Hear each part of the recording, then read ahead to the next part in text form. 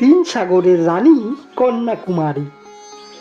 আপনারা কি কন্যাকুমারী ভ্রমণের পরিকল্পনা করছেন?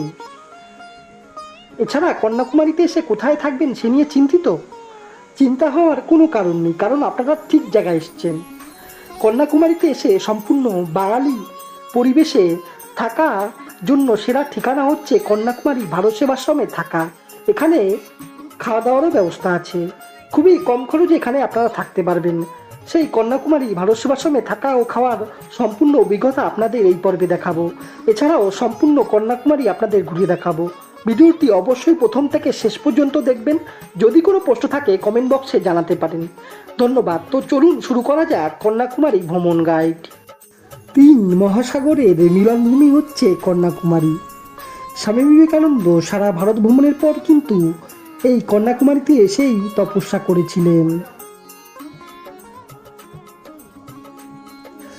তো চলুন শুরু করা যাক কন্যাকুমারী কিভাবে আসবেন।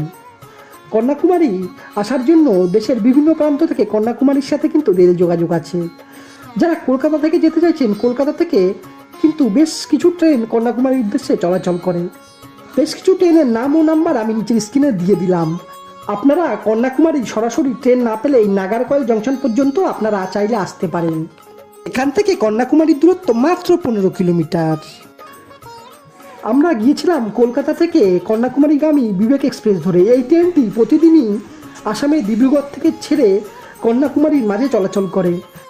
কলকাতার কাছাকাছি এই ট্রেনটি ডানকুনিতে স্টপেজ দেয়। প্রতিদিন রাত 1টা 20-তে আপনারা ডানকুনি থেকে এই ট্রেনটি পেয়ে যাবেন কন্যাকুমারী যাওয়ার উদ্দেশ্যে। এছাড়াও আপনারা হাওড়া থেকে পেয়ে যাবেন প্রতি সোমবার করে কন্যাকুমারী সুপারফাস্ট এক্সপ্রেস। এছাড়াও শালিমার থেকে প্রতি বুধবার পেয়ে যাবেন গুরুদেব এক্সপ্রেস।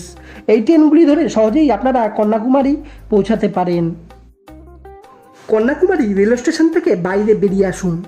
কন্যাকুমারী রেল স্টেশন থেকে ভারত সেবাশ্রমের দূরত্ব মাত্র 1 কিলোমিটার। অটোতে গেলে ভাড়া নেবে মাত্র 50 টাকা। মাত্র মিনিট 5-এর মধ্যেই আপনারা কিন্তু ভারত সেবাশ্রম পৌঁছে যাবেন।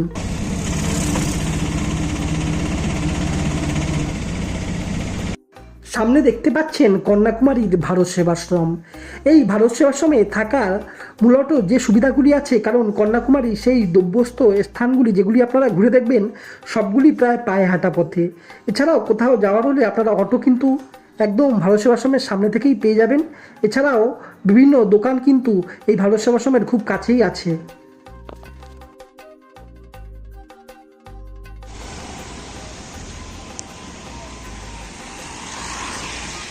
তো চলুন প্রবেশ করি ভারত সেবাশ্রমের ভিতরে। এখানে কিন্তু এসি ও নন এসি বিভিন্ন রকমের রুম আপনারা পেয়ে যাবেন। এখানে রুমের ভাড়া মূলত শুরু হয় 500 টাকা থেকে। এছাড়াও খাওয়া দাওয়ারও ব্যবস্থা আছে। আপনারা দুবেলায় কুপন কেটে এখানে খাওয়া দাওয়া করতে পারেন। এটি হচ্ছে প্রবেশ করেই ভারত সেবাশ্রমের মূল অফিস। এখান থেকে আপনারা রুম বুকিং করতে পারেন। এছাড়া যদি খাওয়া দাওয়া করতে চান, এখানে কিন্তু নির্দিষ্ট সময়ের আগে কুপন আপনাকে সংগ্রহ করতে হবে। তো এখানে হচ্ছে ভারত সেবাশ্রমের খাওয়া দাওয়ার ব্যবস্থা। তো চলুন আমি আমাদের রুমটা দেখিয়ে দিই। এই রুমটি দেখতে পাচ্ছেন, এই রুমটির আমাদের ভাড়া পড়েছিল দিন প্রতি 500 টাকা করে। এই রুমে কিন্তু 2 থেকে 3 জন ভালোভাবে থাকা যায়। সাথে কিন্তু অ্যাটাচ ওয়াশরুম আছে। আপনারা দেখতে পাচ্ছেন এই সামনেটি হচ্ছে ওয়াশরুম এবং বড় বিছানা। ভারত সেবাশ্রমের ছাদের ওপর থেকে কিন্তু পুরো কন্যাকুমারী শহরের একটা অসাধারণ ভিউ আপনারা দেখতে পাবেন। দূরে পাহাড়ও দেখা যায়, এছাড়াও সমুদ্রও আপনারা কিন্তু দেখতে পাবেন। এবং এই কন্যাকুমারী ভারত সেবাশ্রমের ভিতর কিন্তু পানীয় জলেরও ব্যবস্থা আছে। আপনারা একদম আরও ওয়াটার আপনারা এখানে পেয়ে যাবেন। এই জায়গাটি দেখতে পাচ্ছেন, এখানে হচ্ছে ভারত সেবাশ্রমের খাওয়া দাওয়ার ব্যবস্থা। এখানেই বসেই আপনারা খাওয়া দাওয়া করতে পারবেন। তো আমরা সকালবেলা দুপুরে খাওয়ার জন্য 125 টাকার বিনিময়ে একটি কুপন কেটে নিলাম।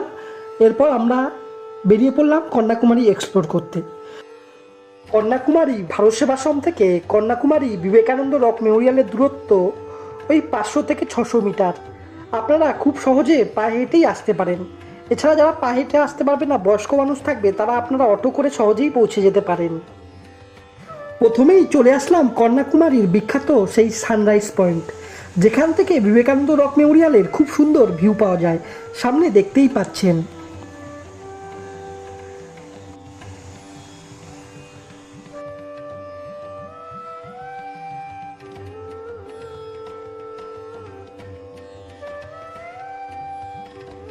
এর পাশেই হচ্ছে কন্যাকুমারী মায়ের মন্দির।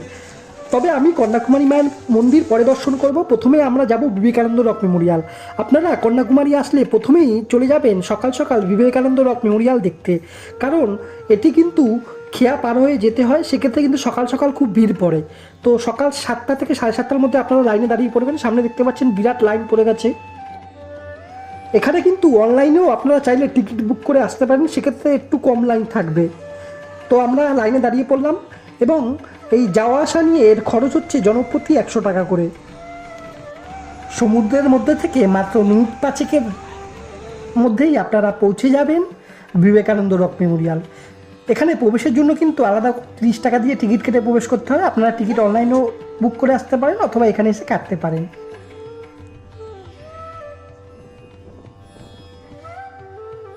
টিকিট কেটে নিয়ে এরপর আমরা প্রবেশ করলাম বিবেকানন্দ রক মেমোরিয়ালে। রক মেমোরিয়াল থেকে আপনারা একটি গ্লাস ব্রিজ পেয়ে যাবেন, যে গ্লাস ব্রিজ পার করে আপনারা পৌঁছে যাবেন তামিল কবি তিরুভাল্লুভার স্ট্যাচুর সামনে। সামনে দেখতে পাচ্ছেন সেই কন্যাকুমারীর বিখ্যাত গ্লাস ব্রিজ। এই গ্লাস ব্রিজের ওপর থেকে হাঁটার অভিজ্ঞতা কিন্তু অসাধারণ, মনে হবে সমুদ্রের ওপর থেকে আপনি হেঁটে চলেছেন। নিচে ঢেউগুলি দেখবেন কিভাবে পাথরের ওপর আছড়ে পড়ছে।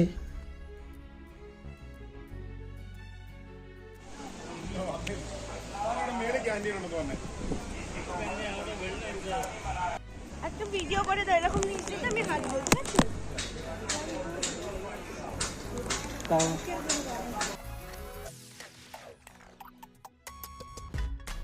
এই গ্লাস ব্রিজ পার করেই আমরা চলে আসলাম তামিল কবি তিরুভাল্লুভার স্ট্যাচু দেখতে।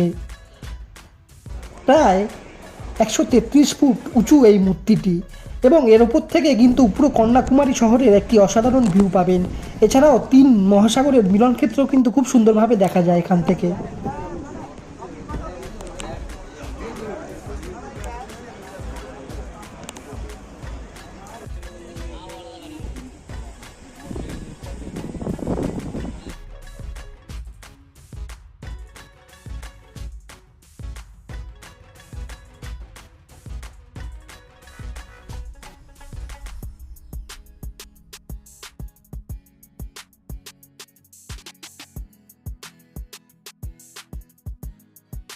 এরপর আমরা চলে আসলাম কন্যাকুমারী মায়ের চরণ পাদুকা মন্দির দেখতে।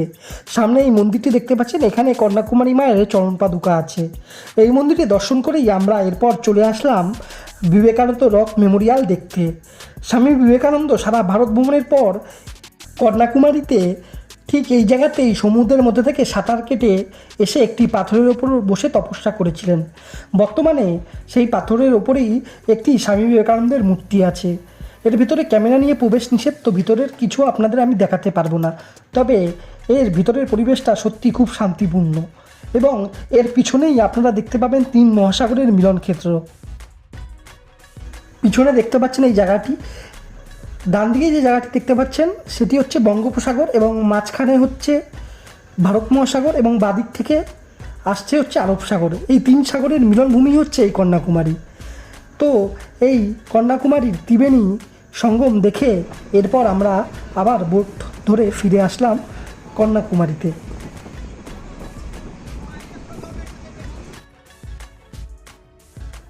খেয়া পার হয়ে এসে এরপর আমরা চলে গেলাম ব্রেকফাস্ট করতে। দক্ষিণ ভারতীয় ইডলি ও দোসা দিয়ে সকালের ব্রেকফাস্টটা সেরে এরপর আমরা এগিয়ে চললাম কন্যাকুমারী মায়ের মন্দির দর্শন করতে।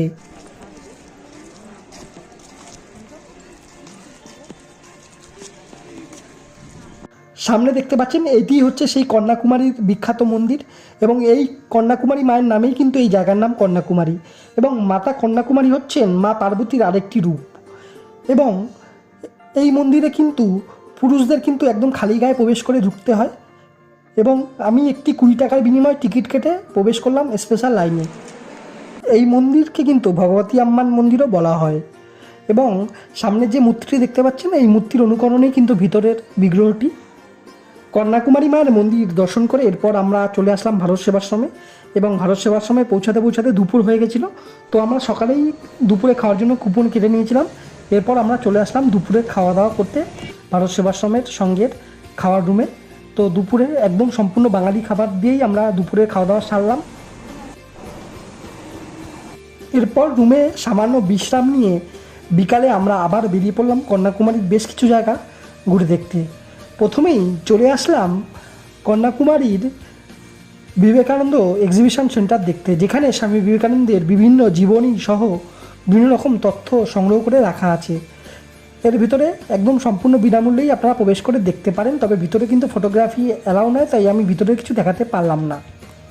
এরপর আমরা চলে আসলাম গান্ধী মণ্ডপম দেখতে।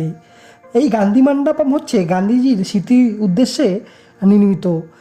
গান্ধীজির চিতাভস্মকে ভারতবর্ষের বিভিন্ন জায়গায় রাখা হয়েছিল, তার মধ্যে অন্যতম হচ্ছে এই গান্ধী মণ্ডপম। এখানে চিতাভস্ম ভাসানোর পর তার স্মৃতি উদ্দেশ্যে এই মণ্ডপটি নির্মাণ করা হয়। এর ভেতরে গান্ধীজির জীবনী সম্পর্কে নানা রকম তথ্য আছে। সম্পূর্ণ বিনামূল্যেই প্রবেশ করে আপনারা এই জায়গাটি ঘুরে দেখতে পারেন। এরপর এখান থেকে সামান্য কিছু দূরেই আছে সানসেট পয়েন্ট, যেখানে গিয়ে আপনারা সানসেটটা বিকেলে উপভোগ করতে পারেন। কন্যাকুমারী আসলে এখানকার সমুদ্রে কিন্তু অবশ্যই স্নান করতেই পারেন। এছাড়াও আশেপাশে সার্চিংয়ের জন্য বেশ কিছু জায়গা আছে, আপনাদের হাতে সময় থাকলে অবশ্যই ঘুরে দেখতে পারেন। কেমন লাগলো আমার এই কন্যাকুমারী ভ্রমণের ভিডিওটি? যদি ভালো লাগে বন্ধুদের মাঝে শেয়ার করতে ভুলবেন না। লাইক করে ও কমেন্ট করে জানাবেন কেমন লাগলো এবং সাবস্ক্রাইব করে পাশে থাকুন। ধন্যবাদ।